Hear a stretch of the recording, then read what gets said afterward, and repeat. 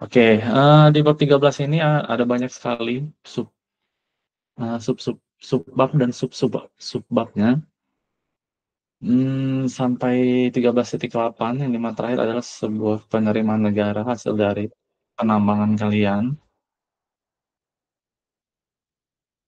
Suara saya ada kan? Jelas nggak? Jelas, Pak. Jelas ya? Oke. Oke, masuk ke 13.1 yaitu parameter analisa keekonomian. Nah, jadi di bab di subbab yang ini bisa teman-teman baca bahwa ini adalah sebuah sekumpulan variabel atau asumsi, yang di mana itu nanti akan kalian masukkan ke dalam formula kalian dalam menghitung cash flow. Sangat penting kalian, eee,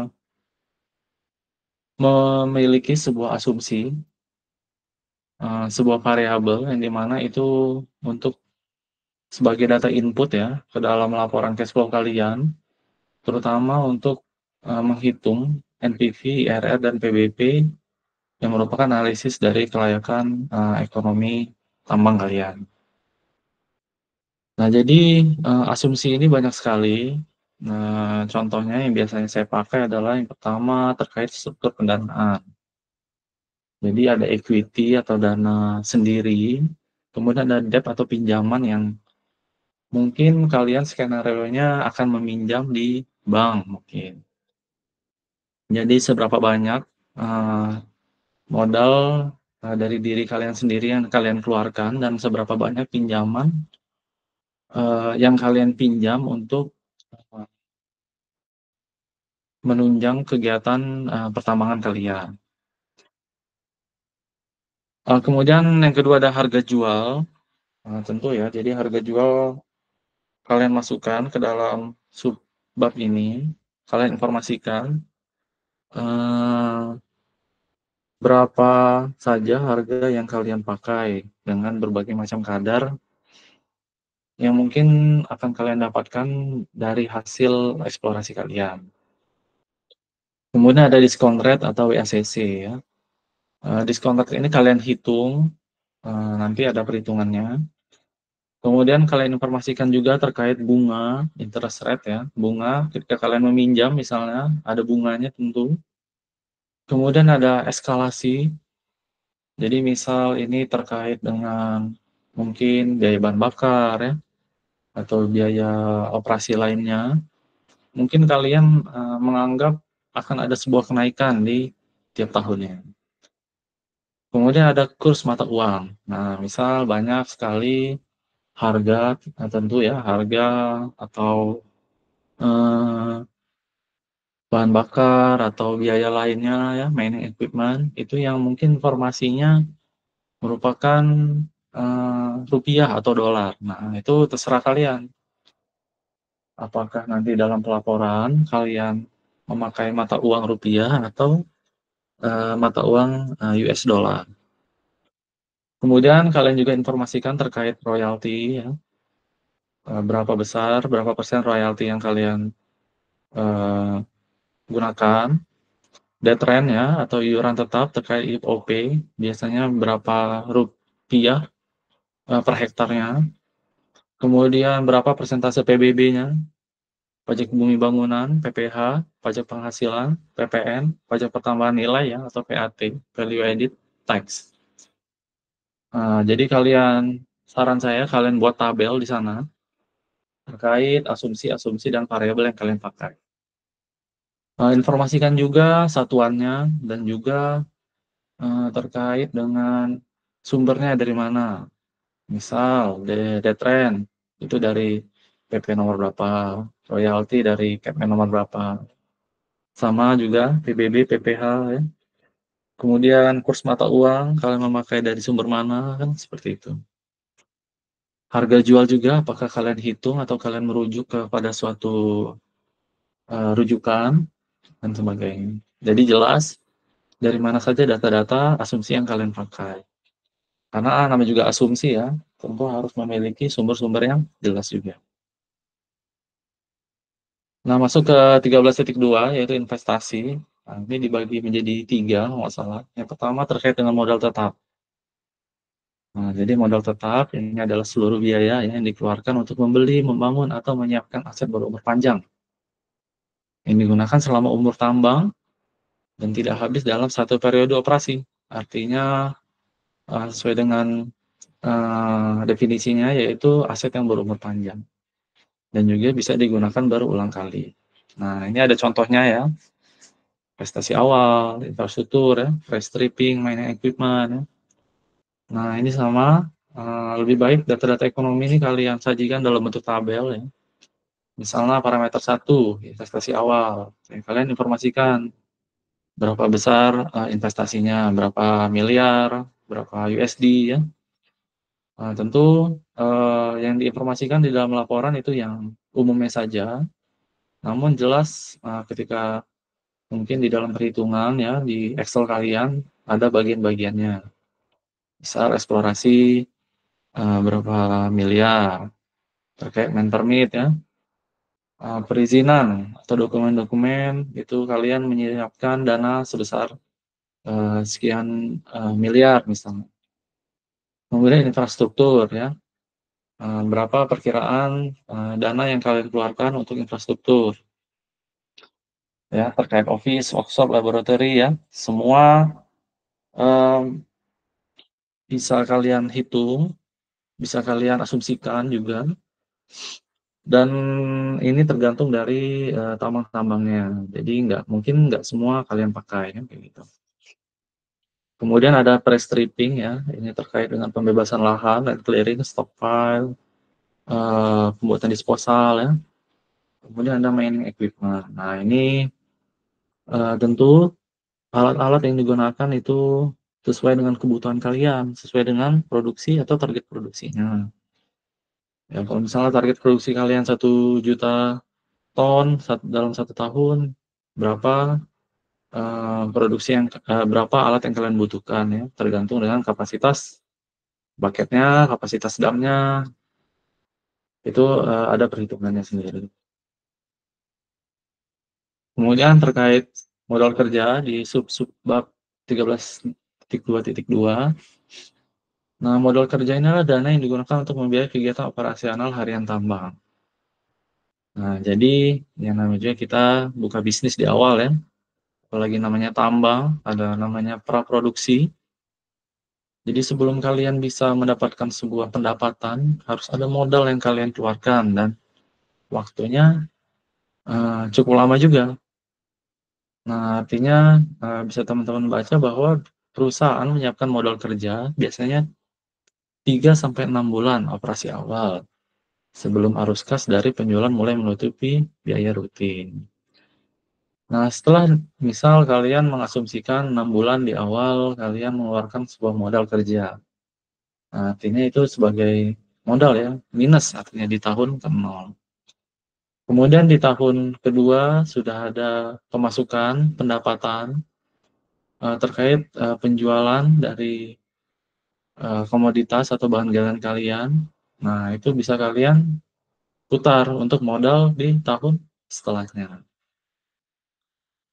Nah, ini ada beberapa parameter yang bisa kalian pakai terkait modal kerja apa saja. Pertama terkait bahan bakar, ya, pelumas, bahan peledak. Kalau kalian pakai peledakan, tenaga kerja ya, harus ada gaji karyawan, gaji operator, mekanik, maintenance alat, konsumsi, administrasi, kemudian ada pemasaran dan transportasi. Ya sama bentuk penyajiannya lebih baik kalian gunakan tabel juga. Nah, kemudian ada sumber dana. Nah, jadi biasanya di feasibility study atau studi kelayakan, banyak sekali skenario yang bisa kalian pakai terkait sumber dana ini. Yang pertama, sumber dana itu ada 2.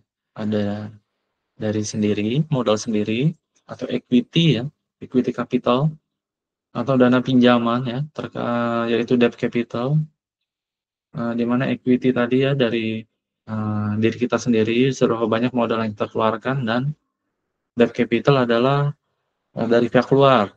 Kita meminjam yang dimana nanti harus dikembalikan dengan bunga tertentu.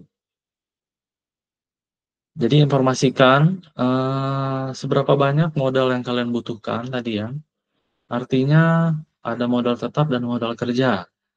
Kalian jumlahkan, kemudian kalian bagi.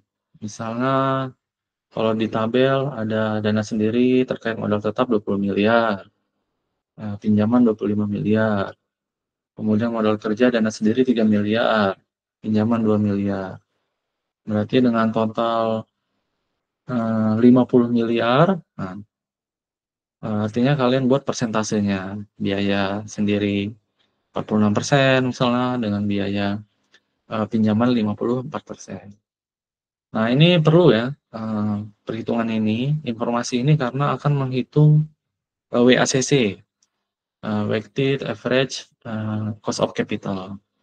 Nah, nanti itu untuk perhitungan WACC yang dimana hasil nanti untuk mendapatkan discount rate untuk perhitungan NPV kali.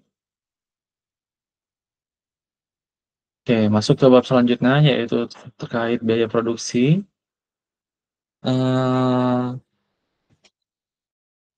Di mana biaya produksi adalah seluruh pengeluaran yang timbul selama proses penambangan dan juga pengolahan bahan galian hingga siap dijual. Biasanya saya bagi menjadi 3. Yang pertama ada biaya langsung. Intinya biaya langsung ini yang berkaitan dengan proses penambangan atau pengolahan. Kemudian ada biaya tidak langsung, yaitu terkait biaya tidak langsung terkait dengan produksi, tetapi diperlukan agar operasi berjalan lancar. Artinya biaya-biaya yang mensupport kegiatan penambangan kalian. Nah, ini ada beberapa contoh macamnya. Terkait biaya langsung ya, ada biaya OB removal, biaya forgetting, hauling, ya, loading, to barging atau ke port, kemudian terkait monitoring lingkungan, HSE, labor ya, karyawan, maintenance jalan, kemudian operasional support. Kemudian biaya tidak langsung ini berkaitan dengan eksplorasi, reklamasi, penutupan tambang, CSR, corporate social responsibility, biaya pemasaran, kemudian gaji lagi. Namun gaji ini yang berkaitan dengan misalnya karyawan administrasi, karyawan CSR, karyawan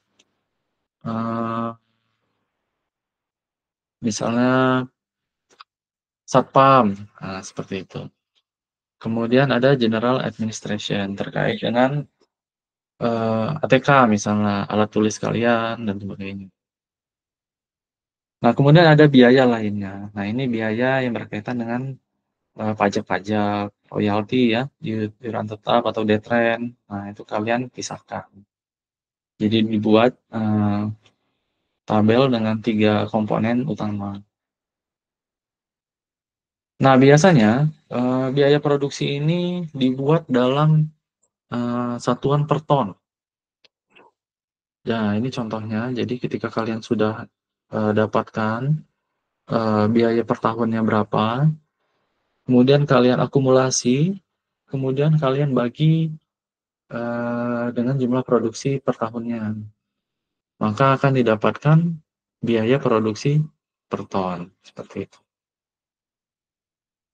Nah, ini tips juga ya. Jadi kalau misalnya kalian menghitung misal kira-kira udah untung belum tambang kalian. Nah, ini penting kalau misalnya kalian hitung biaya produksinya dalam per ton. Karena nanti ada kalian menghitung harga jual kan misalnya. Harga jual per ton atau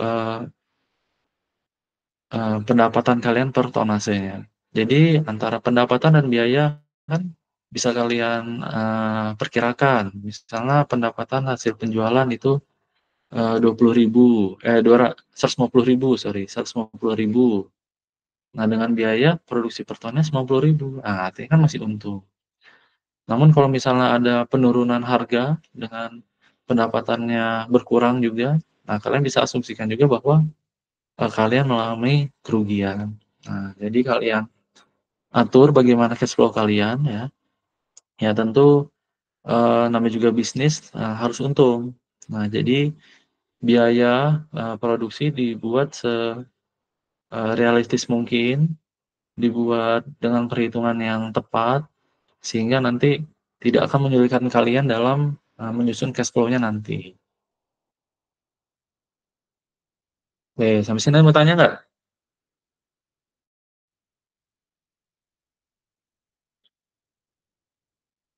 Nggak ada? Cukup. Oke. Lanjut di, subbab 13.4 yaitu terkait dengan pendapatan. Nah, udah ya, jelas bahwa pendapatan itu adalah, eee, volume produksi dikali dengan harga jual.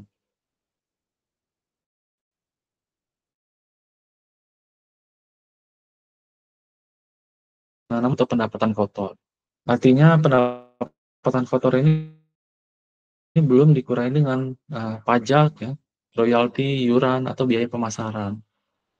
Maka ketika itu dikurangi, dengan, variabel-variabel tersebut, maka akan didapatkan sebuah net revenue atau pendapatan bersih. Nah, biasanya komponen pengurang itu ada 3. Yang pertama ada PPN ya, pajak pertambahan nilai. Kemudian ada royalti, ada biaya marketing. Nah, itu kalian sesuaikan.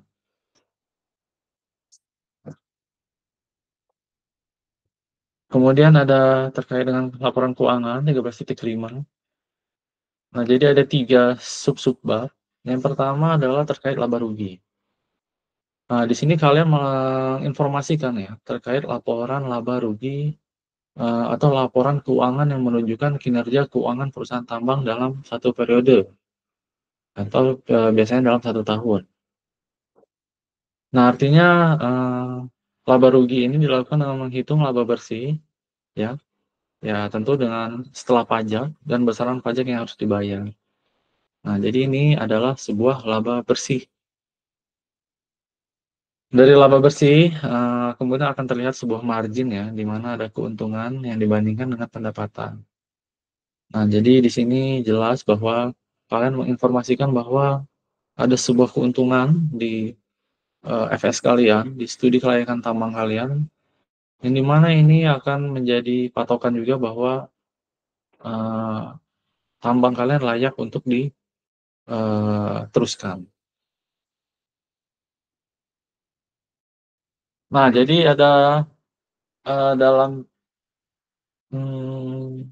menginformasikannya, ini saya bagi menjadi 5 komponen ya, 5 komponen inti. Yang pertama ada pendapatan ya, jelas itu hasil penjualan, eee, produksi dikali dengan harga jual. Kemudian ada COGS atau cost of goods sold atau HPP lah biasanya kalau misalnya kalian dengar. Itu ada harga pokok produksi, merupakan akumulasi dari biaya langsung. Nah, jadi biaya langsung yang di awal tadi itu merupakan, COGS.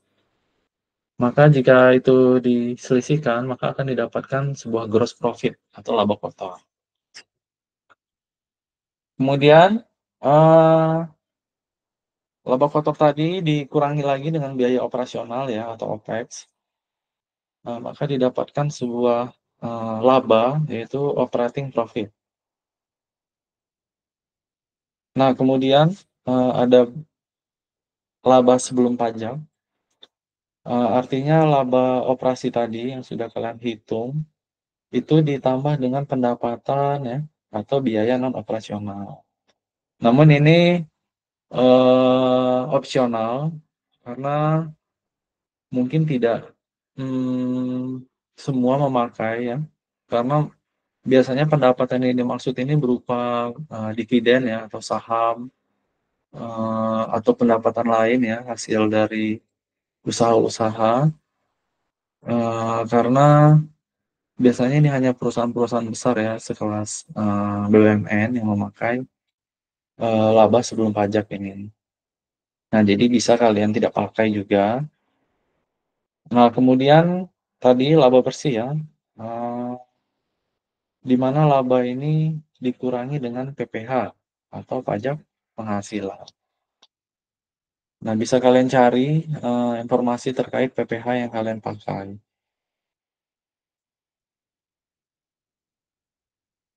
Kemudian ada arus kas di subbab 13.5.2.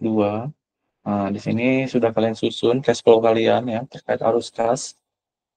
Bagaimana aliran masuk dan uang masuk dan keluar dari perusahaan yang kalian buat.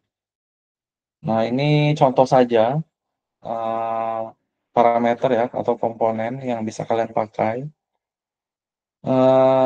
Bisa lebih, bisa kurang, itu tergantung referensi ya. Banyak sekali referensi terkait dengan cash flow yang bisa kalian pakai.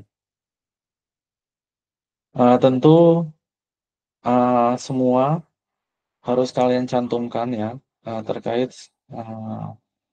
aliran uang atau masuk dari tambang kalian. Jangan ada satupun yang tidak tercantumkan atau yang terlewatkan, karena itu penting, akan mempengaruhi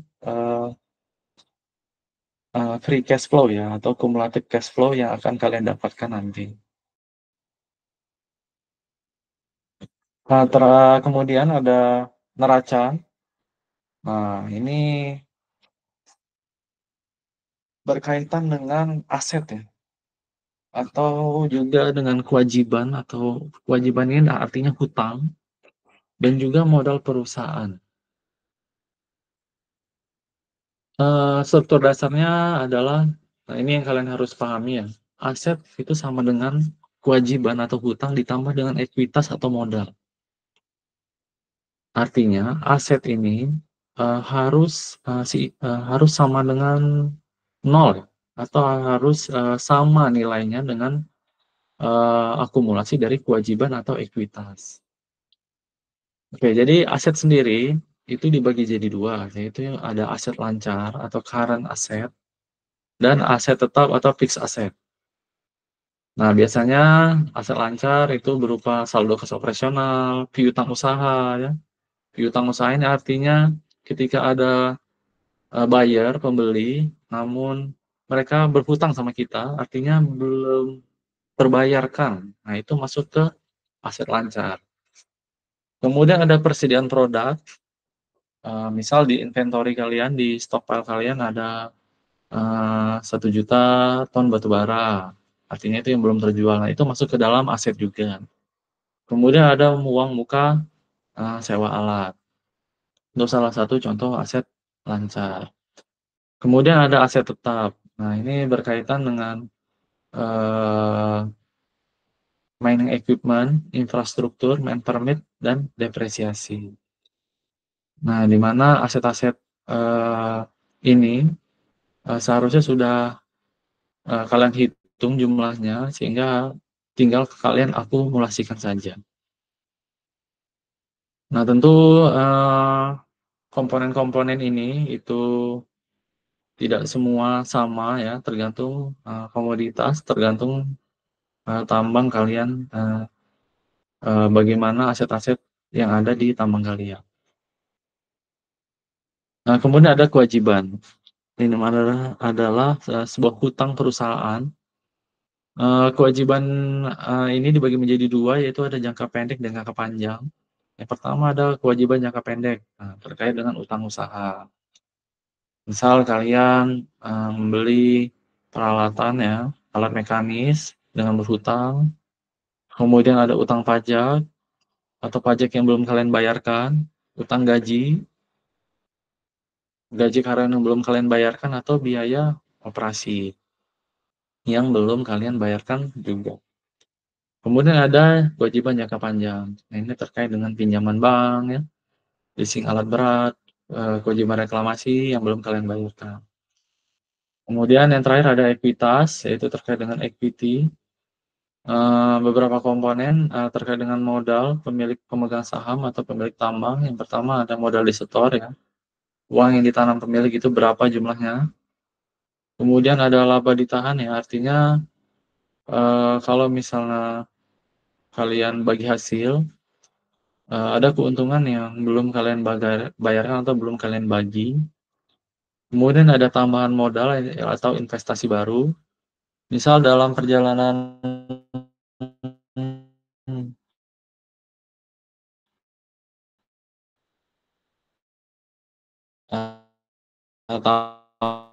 tambang kalian butuh modal karena pendapatan kalian tidak mencukupi untuk mengekspansi bisnis kalian.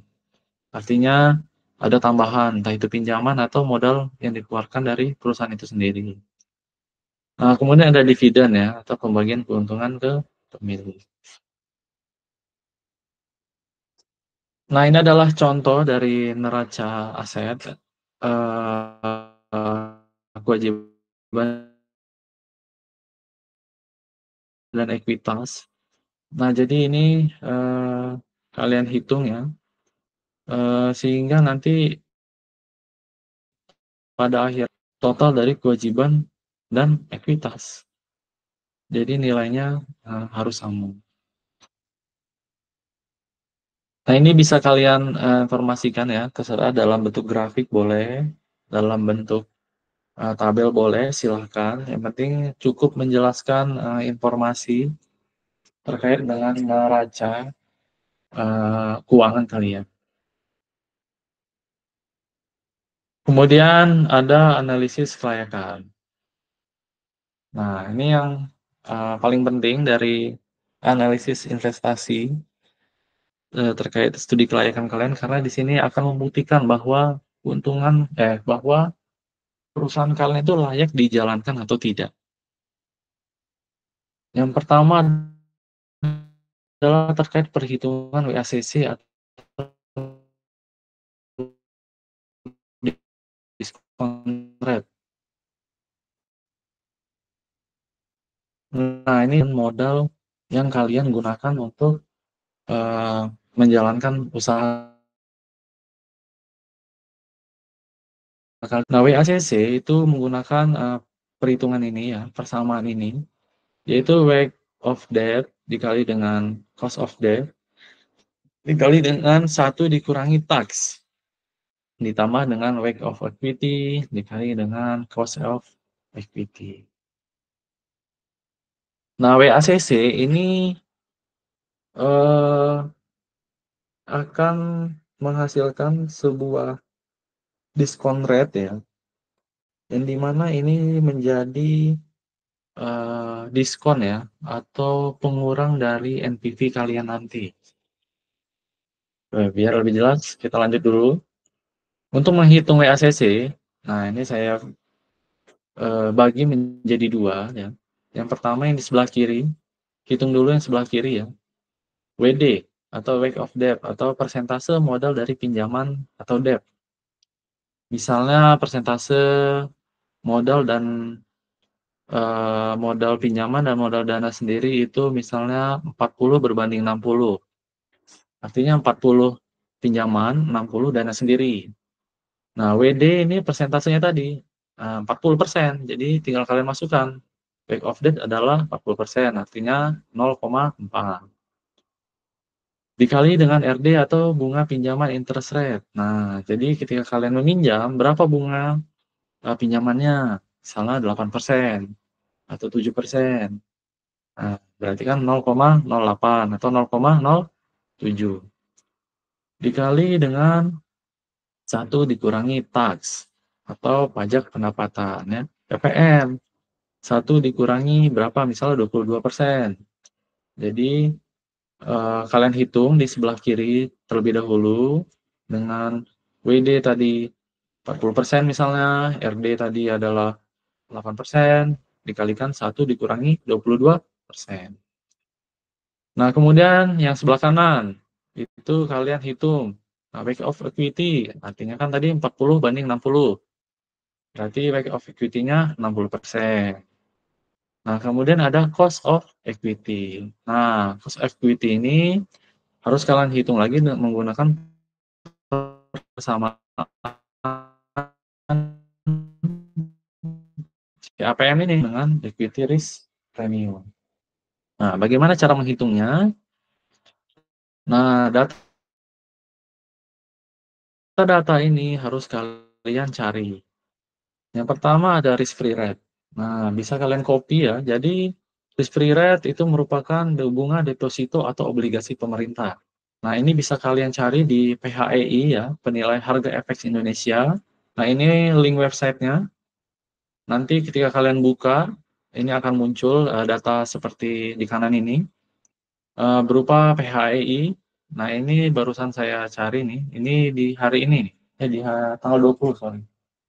3 hari yang lalu, yaitu 20 Oktober 2025. Artinya kalian pakai yang paling baru. Jadi tiap per 3 hari atau per 5 hari, saya lupa, itu akan update terus. Nah, yang perlu kalian perhatikan adalah tabel yang di sebelah kanan ini. Nah, jadi di sebelah sini ada tenor atau tahun dengan yield atau persen.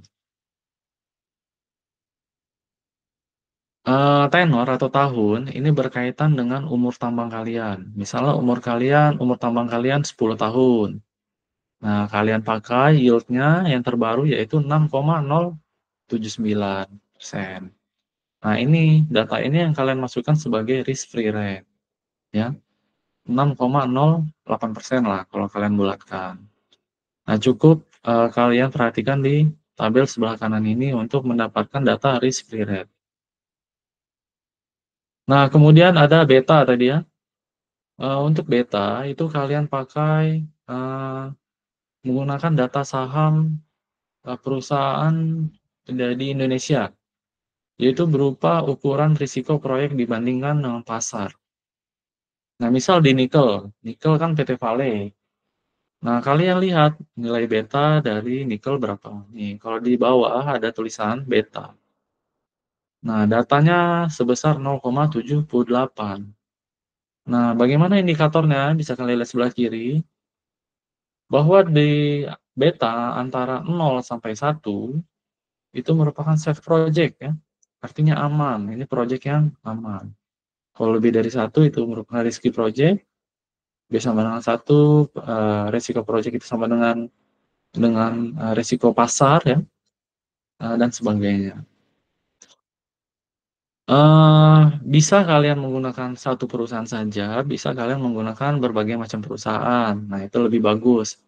Nanti tinggal kalian rata-ratakan saja berapa beta yang kalian pakai.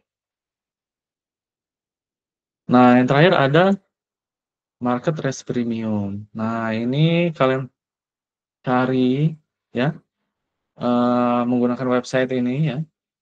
Nanti akan diinformasikan terkait dengan kelebihan imbal hasil pasar dibandingkan dengan aset bebas risiko atau market risk premium. Nah, di Indonesia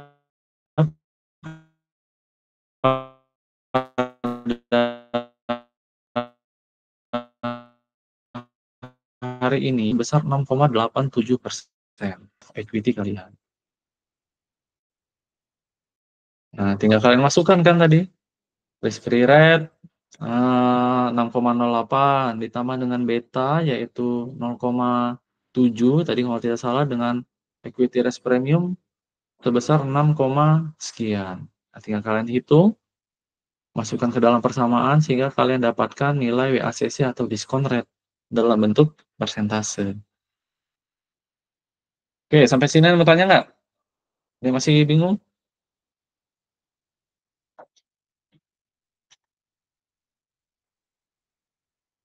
Gimana? Jelas?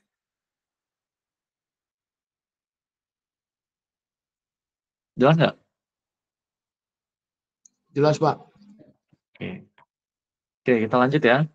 Setelah perhitungan WACC ada dinamakan perhitungan IRR atau Internal Rate of Return. Nah, jadi IRR cara menghitungnya ini sama saja dengan menghitung NPV. Yang kalian harus perhatikan di IRR adalah ini kalian menghitung dengan cara trial and error, ya. Nah, kalau misalnya kalian hitung NPV, artinya IRR ini adalah sebuah persentase ya, mirip dengan diskon rate, tapi kalian cari ketika NPV itu sama dengan 0. Nah, ini contohnya di sebelah kanan. Jadi ini dicoba trial error. Ketika diskon rate atau IRR kita patok menjadi 8%, ya, masuk ke dalam perhitungan, itu didapatkan NPV positif 677. 10%, 422, 2%, 200, 5%, 140. Nah, kita cari IRR itu di mana NPV sama dengan 0. Nah, NPV sama dengan 0 kira-kira di antara 12% sampai 15% ini kan. Nah, mungkin perkiraannya adalah 13,5%. Intinya adalah kalian harus mencari IRR, ya, internal rate of return, artinya dalam bentuk persentase itu ketika NPV sama dengan 0. Kenapa begitu? Jadi IRR ya, dengan kondisi IRR itu lebih dari nilai diskon rate atau WACC, itu artinya proyek kalian itu layak secara finansial. Nah, ketika IRR sama dengan WACC, itu sama dengan proyek kalian impas atau break even ya, atau balik modal lah istilahnya. Nah, kemudian jika IRR itu kurang dari WACC, itu proyek tidak layak. Seperti itu. Jadi biasanya dalam perhitungan IRR itu sangat tinggi ya nilainya. Kadang terlampau jauh kalau emang perhitungan kalian benar. Biasanya misal diskon rate-nya itu 15%. Kadang ada IRR yang sampai 70%, 80%, 100% pun ada. Nah, artinya itu kan aman. Artinya IRR itu lebih besar dari WACC. Jadi proyeknya itu layak secara finansial. Nah, jadi kalau IRR tadi dihitung dengan NPV sama dengan 0, nah bagaimana cara menghitung NPV? Nah, ini cara perhitungannya. Jadi NPV ya, itu adalah selisih antara nilai sekarang dari seluruh arus kas masuk, cash inflow atau arus kas keluar, setelah didiskontokan dengan tingkat diskonto tertentu atau diskon rate. Nah, biasanya digunakan WACC. Nah, jadi perhitungan WACC itu kalian pakai datanya untuk menghitung NPV atau net present value. Oke, biar nggak bingung. Nah, ini cara menghitungnya ya. Jadi, ketika kalian sudah menghitung arus kas kalian, cash flow kalian, di paling bawah itu kan ada free cash flow. Ada cash flow-nya, apakah cash flow di tahun ke-0 itu negatif, di tahun ke-1 itu negatif, di tahun kedua sudah mulai positif, atau ada pendapatan yang masuk. Nah, barulah kalian hitung nanti dengan menggunakan rumus ini, ya, present value. Kalau misalnya kalian masih ingat bahwa ini mengaplikasikan time value of money ya di kuliah ekonomi tambang, sehingga dari perhitungan ini kalian akan mendapatkan arus kas ya ke nilai sekarang. Di mana tadi cash flow di tahun pertama misalnya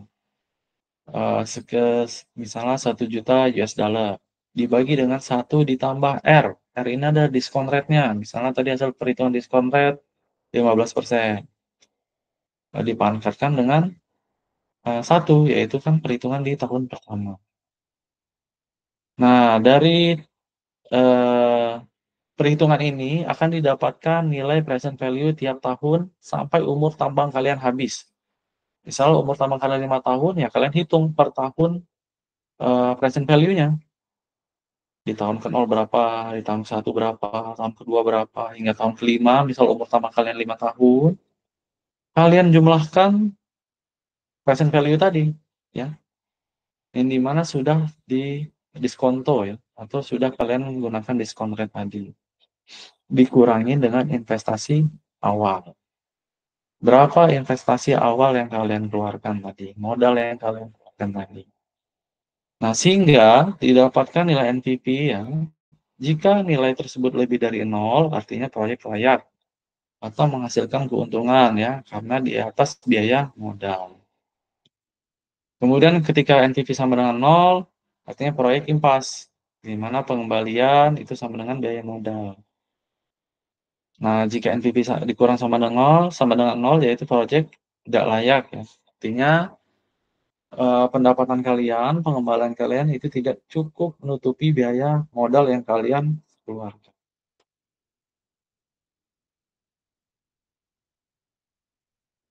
Nah, kemudian berkaitan dengan analisis yang lain, yaitu perhitungan payback period. Nah, intinya adalah payback period ini seberapa lama modal yang kalian keluarkan itu akan kembali, seperti itu. Nah, biasanya ini nih yang paling gampang. Jadi, kadang orang berinvestasi itu ngelihat payback period-nya. Kayak misalnya kalian eee, ber eee, membuka usaha ayam goreng misalnya ya, ayam tepung kayak gitu. Oh, kalian, kalian ditawarin nih, "Gimana mau nggak franchise ayam goreng, merek ini sekian sekian sekian sekian, modalnya misalnya cukup 25 juta. Nah, nanti kalau misalnya kalian jual, dengan, sehari, 50 ayam dengan harga sekian, kalian akan mendapatkan modal, eee, akan ka kalian akan mendapatkan pendapatan sekian." Oh, artinya kalian berpikir, "Oh, dengan sekian 25 juta misalnya, satu hari kalian bisa dapat 1 juta, wah berarti 25 hari udah balik modal nih. Nah, sisanya tinggal nikmatin untung-untung yang lain." Biasanya, kayak gitu kan gampangnya kalau kalian ingin berinvestasi. Nah, jadi, analisis atau investasi, alat investasi ya, alat an alat analisis investasi yang bisa kalian gunakan di cash flow ini adalah payback period, ya. Jadi ini menunjukkan berapa lama modal yang ditanamkan bisa kembali.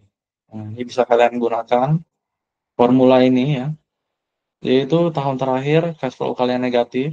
Nah, biasanya cash flow negatif itu di tahun kedua atau tahun pertama bisa jadi 2 ya, berarti T-nya 2, misal di tahun kedua itu cash flow kalian negatif, di tahun ketiga minus A, nah di mana kumulatif cash flow pada tahun kedua tadi misalnya, eee, 1 juta, artinya minus minus 1 juta, artinya plus 1 juta, dikurangi B ya, ini adalah kumulatif cash flow, pada tahun selanjutnya, yaitu di tahun ketiga dikurangi dengan A, yaitu kumulatif cash flow pada tahun, ke-T atau yang dicari.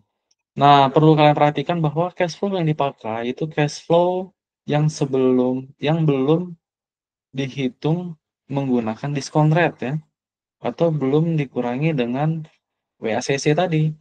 Nah, kalau misalnya kalian pakai cash flow yang menggunakan diskon rate ya, itu berubah berarti menjadi discounted payback period. Oke, sampai sini mau tanya nggak?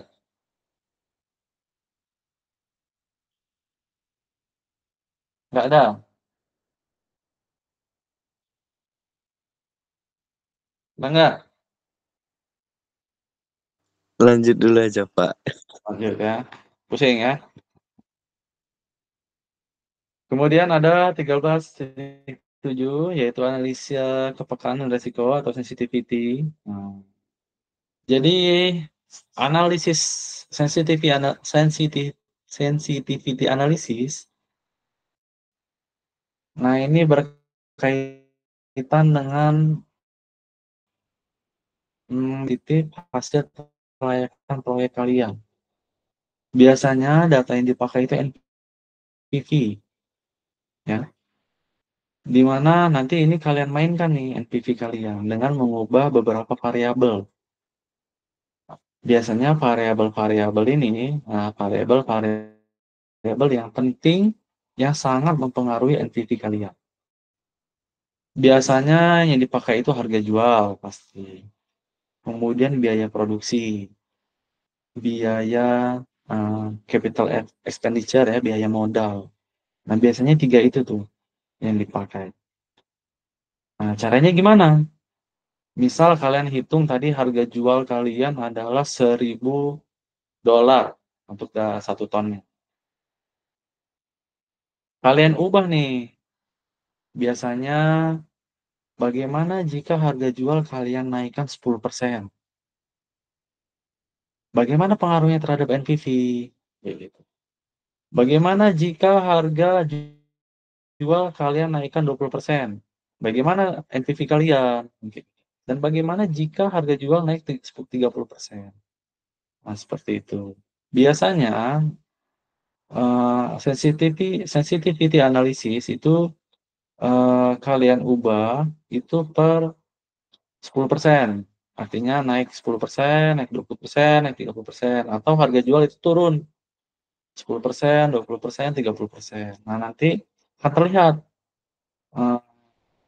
sehingga harga jual yang harus kalian gunakan minimal itu dalam kondisi berapa kayak gitu. Nah, artinya kan gini, ketika kalian menurunkan harga jual sebesar 10% misalnya. Ternyata ketika kalian harga 10%, NPV-nya itu sama dengan 0. Nah, jadi harga yang kalian pakai ya, ini analisa kalian, itu tidak boleh kurang dari $1.000. Karena kalau misalnya kurang dari $1.000, itu kalian NPV-nya akan kurang dari 0, artinya tidak layak.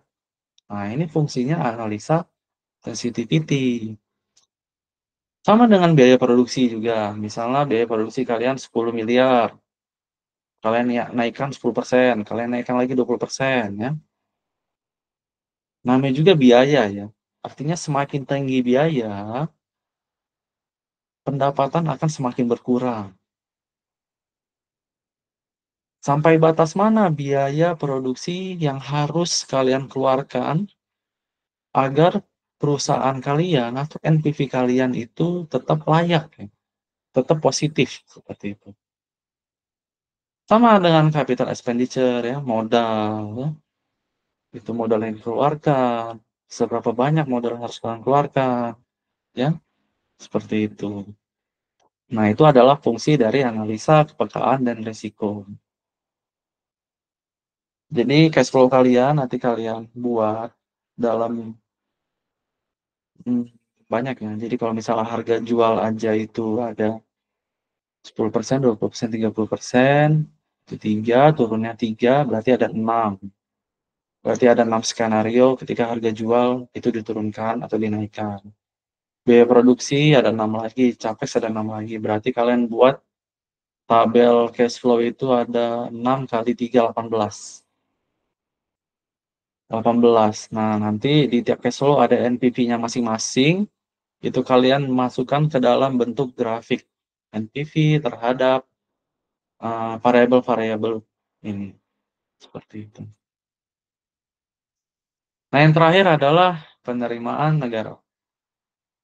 Nah, jadi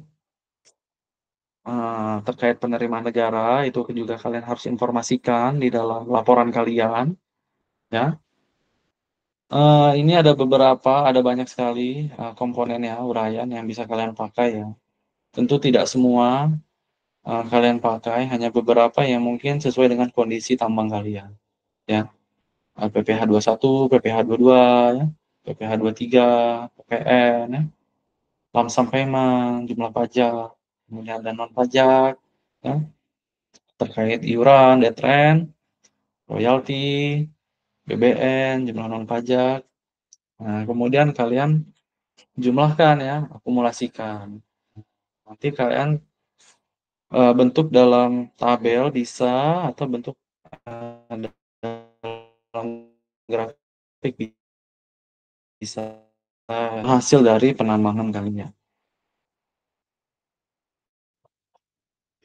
Oke, sampai sini mau tanya nggak?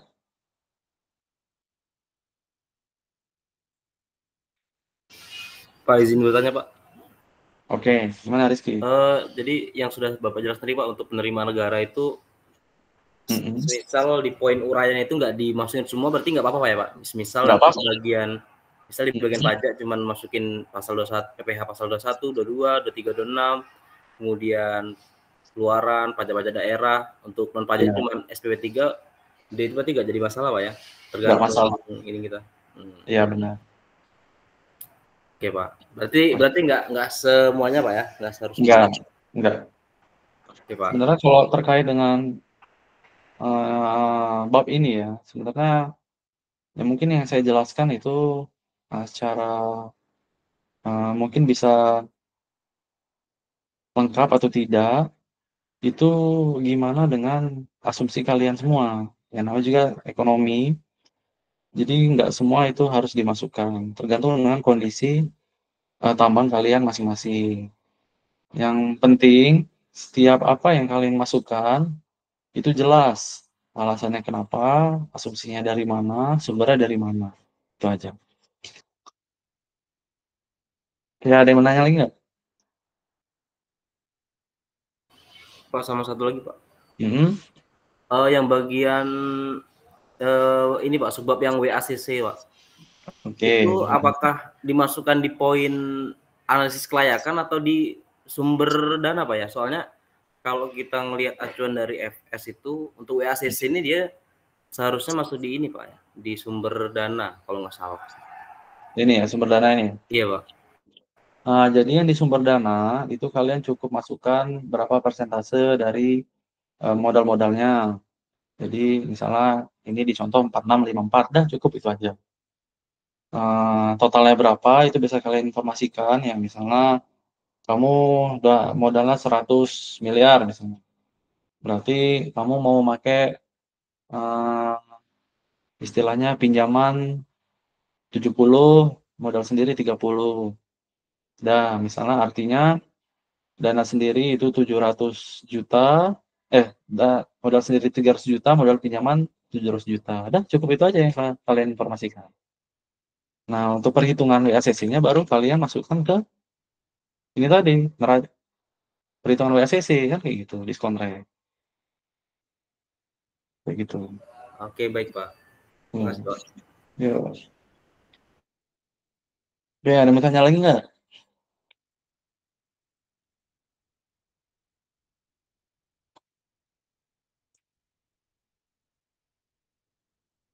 Gimana, ada yang mau tanya? Atau cukup? Ya, sambil berjalan lah, boleh lah nanti kalian bimbingan ya atau asistensi. Mungkin memang terlihat sangat banyak sekali komponennya, tetapi ya itu yang harus kalian kerjakan. Dicicil saja ya. Terutama harusnya tiap komponen yang ada di bab ini itu sudah kalian hitung di bab-bab sebelumnya. Jadi di sini ini kalian hanya tinggal memasukkan saja nilai-nilainya. Sehingga tidak menyulitkan kalian nanti ketika kalian menghitung perhitungan ini. Jadi kalau misal kalian dibagi menjadi beberapa divisi misalnya ya. Jadi satu kelompok pasti kalian bagi kan tugas-tugasnya. Dibagi yang lingkungan siapa, yang infrastruktur siapa, yang terkait dengan produksi siapa. Nah, seperti itu. Nah, itu lebih baik langsung menghitung seberapa banyak biaya yang dikeluarkan. Sehingga nanti bagian yang di bab ini tinggal memasukkan data-datanya saja. Tinggal menghitung analisa kelayakan ini di bab 13.6 ini. Nah, itu akan memudahkan kalian dalam menghitung atau menyusun bab ini. ya bolehlah kalian membantu teman kalian yang di bagian divisi lain. Sehingga ketika kalian menghitung, itu kalian nggak bingung. Atau nggak cari-cari temennya tadi. Ya kalian diskusi seperti itu. Gimana?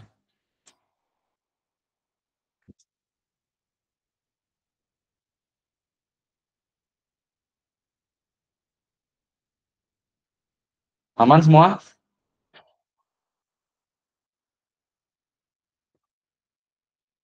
Cukup? Nggak ada yang nanya lagi?